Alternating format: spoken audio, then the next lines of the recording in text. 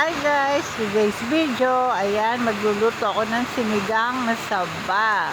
Ayan, pinainit ko na yung kawali at lalagyan ko na siya ng mantika guys. Masarap kumain ng sinigang, lalo na pag muulan. Ayan guys, lalagyan ko na ng bawang. Ayan, gisa-gisa muna natin yung bawang hanggang sa mamula-mula siya at mamula-mula or golden brown.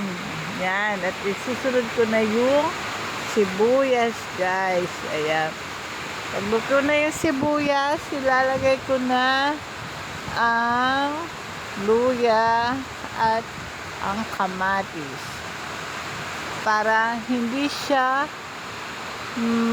malangsa. Ayan, nilagyan ko na yung kamatis. Sinabay ko na yan guys para mabilis maluto. Ganun din naman eh, isa-gisa lang. Ayan guys, oh, pagigisahin ko lang yung yung kamatis para lalong masarap, diba? Ayan guys, pag okay na yung kamatis, ilalagay na yung salmon or saba para masarap.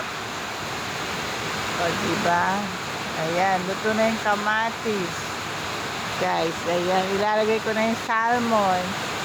Ayan, marami siyang laman, siguro mga 3 malaki. Ayan guys, pasensya na kayo, malakas ang ulan.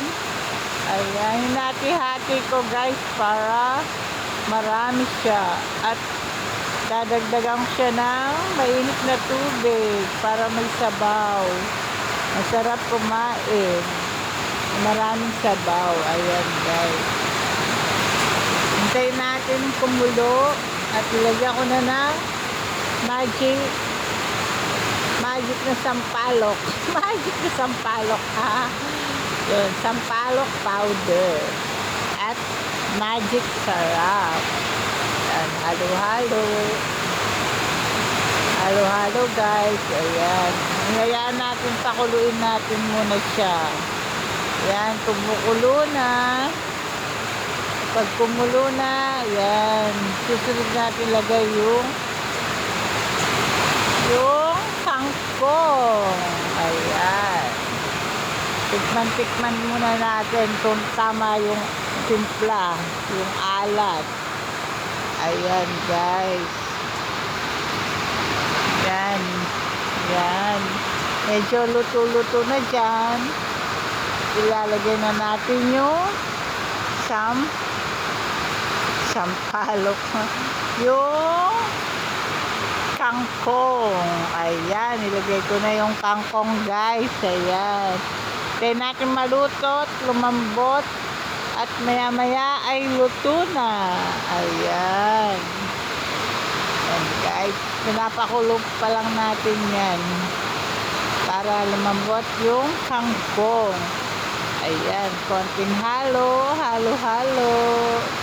Ayan guys, at titikman ko kung masarap na ba ang sinigang na saba. Ayan guys, tingnan nyo, oh, diba? Ayan, luto na siya guys. Ayan na, pwede na to.